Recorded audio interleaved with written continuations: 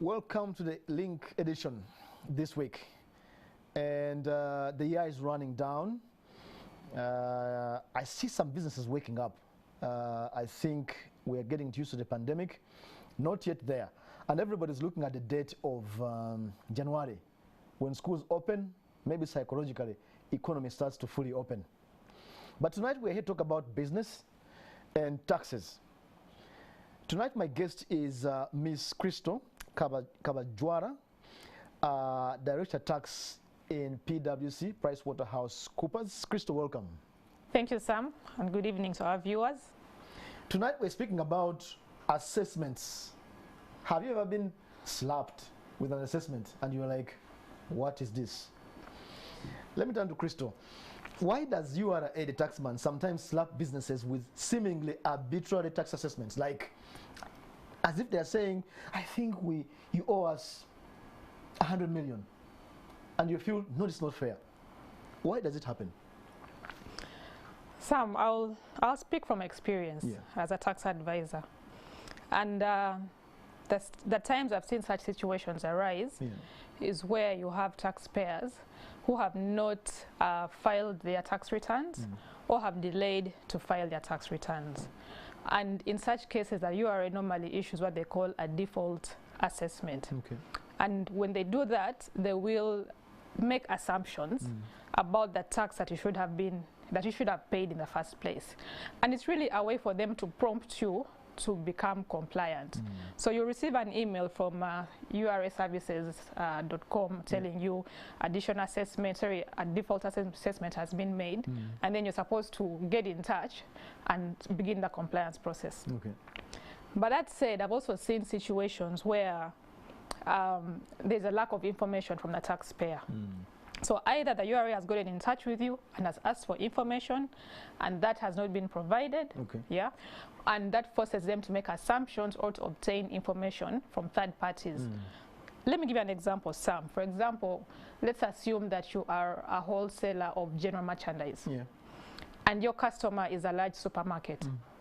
So that customer will buy, the supermarket will buy from you 100 bags of sugar, 100 bags of rice, 100 bags of posho, and then they'll go ahead and account for their taxes, file a return, and declare saying, I bought this amount from Sam at price X.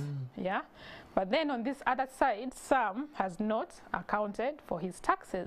So when the URA is looking at the other person's returns, and then they turn and evaluate yours and they do not see that income declared, what do you expect them to do? Most likely they'll rise an assessment. Okay. Based on the other one? Based on third-party information. And then you'll then put on a defensive to defend or to demonstrate why they should not collect the tax from you. Okay. So those are some of the situations where you see arbitrary, what you might call arbitrary assessments being raised.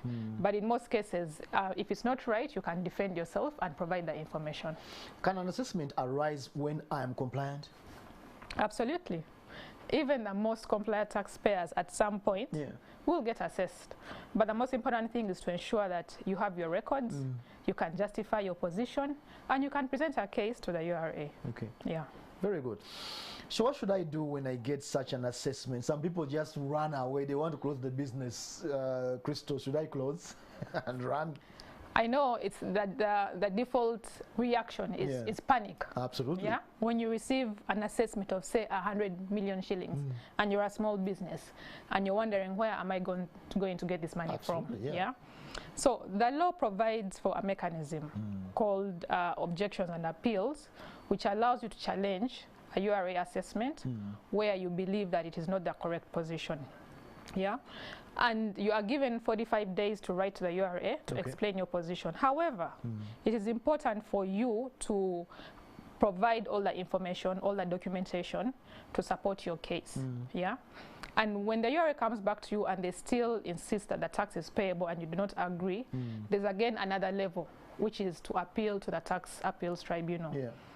But what I'd also like to say is, the other important question is, what should you not do when you receive an assessment or when you get an assessment? I know Ugandans, we like shortcuts, and there is a risk or there's a chance that people might run towards passing envelopes under the table, hoping that you can bribe your way out of the situation, you know. Yes, bribery will give you temporary relief. But in the long term, it still catches up with you.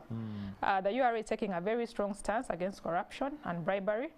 And eventually, what happens, for example, if today the person you've bribed is no longer in office tomorrow, or they are rotated to a different station. So you can't keep, it's not sustainable. Yes, so I would advise taxpayers out there, when you receive an assessment, be calm. There's a process and procedure in the law that allows you to challenge that assessment, and you just have to be patient and follow that procedure. What role does the auditor play? I may not afford Crystal, but I may afford an auditor. What role does the auditor play? How can they assist me now? I'm like, Banange, what am I going to do? And that's a very good point that you raise, because there are professionals who deal with these issues on a daily basis, tax advisors, tax accountants, and it's always important as a business to always seek professional advice. So when you have such a situation, please reach out to your tax advisor, to your tax manager, to your accountant, you know, and they will advise you on how to go about these situations. And in most cases, they have the relationships with the URA. They know they have dealt with similar issues. And for you, whereas it may look like such a huge issue, to we who are in the profession, these are things we deal with on a daily basis, and then we are able to calm you down and manage the situation for you. All right. Sometimes when a taxman slaps me with an assessment, there are people who think that I think they are right. I don't know. I've tried to, I've done everything, but they are still demanding money from me. Are they always right? And this is an empowerment to the taxpayers. Is the taxman always right? Okay, forget the situation where I've not submitted taxes, but I might have been, in my view, compliant, but they still assess me. Are they always right?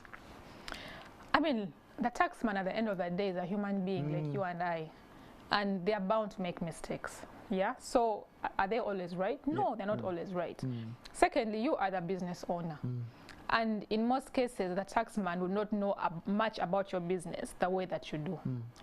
So they are bound to get it wrong in some cases, and the law also anticipates such situations. They know that at some point there'll be a disagreement between the taxman and the taxpayer, and there's a mechanism to be followed, a process to be followed when such disagreements arise.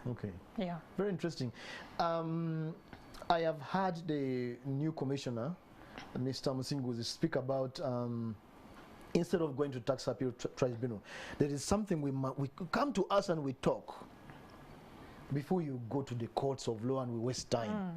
I don't know whether, Crystal, you have experienced that process. Do you have something to say about that appeal and why it may be practical, or if it is in fact? Sam, I'll tell you one thing, that resolving disputes does not even begin when that dispute happens. It begins way before. So the normal process really that the URA follows before they issue an assessment, a normal process is there'll be an audit. And when they're carrying out an audit, that's an opportunity for you to engage with the taxman, to explain to them what your business is about, what you do on a daily, how do you generate your income, where do your expenses come from, what documentation do you have. That process is very important. And when you engage them, you then shorten the likelihood of disputes. But that said, in case there's a dispute, there's what they call, what I said, the objections process. You object, you provide your information, and there is an independent panel, what they call the objections team in the URA, that assesses your case with fresh eyes. Not the people who audited you, but this is a different team. But speaking to what you said about the new, the Commissioner General is talking about, what they call alternative dispute resolution. What they're saying is that instead of rushing to court, engage with us, come and have a conversation with us, and let us try and settle these disputes out of court. Because we know how long court takes. You know, it can take you 6 years, you know, to settle a dispute, and you're moving back and forth, and time you're losing money. And you're losing money, you know. So that is that's a welcome alternative, and I really encourage taxpayers to pursue that. Finally, how can I avoid, and you have touched it here and there, but I wanted to wrap it up nicely. How can I avoid the taxman slapping me with these assessments? And here I'm looking at compliance or non-compliance in both situations. How can I avoid the taxman? Can I, in fact? Well, like we said earlier, that even the most compliant taxpayer, at some point, you will receive an assessment. Because honest mistakes are made. You know, even the URA gets it wrong sometimes. So assessments are part of business. So it's not something that taxpayers should really worry about. It's part of the ordinary risks that you encounter. So level 1, psych up. Of business. But that said, to manage the risk of assessments, the first thing you have to do is to comply. File your tax returns on time. Let them be accurate. You know, avoid under declaration. That is the first step in compliance. Secondly, keep records. Ugandan businesses have that challenge of record keeping. I have seen taxpayers give money freely to the URA just because they did not have their documentation. The URA comes in for an audit, you claimed an expense, you claim that you bought goods X, Y, and Z. They ask you for the invoice, you don't have it. They'll ask you for the receipt. But maybe I bought them even. Yeah, you bought them, but I have no evidence. But where is the evidence? And you're then giving away free money just because of something called record keeping. But what I've also seen working is relationships. When you receive and when you get an issue, a tax issue, it's always important to be proactive and engage with the revenue authority. Call them up, meet with them physically, have a verbal conversation. There's a tendency to sit behind computers and send emails. It doesn't work. At the end of the day, the taxman is an individual like you and me. Have that interaction. The humanness. Yes, a humanness. And you don't even have to wait for one issue. You know, if there's anything happening in your business, there's a transaction you're entering into, you need clarification, make use of your tax advisor to engage with the URA, or even you yourself can engage with them directly.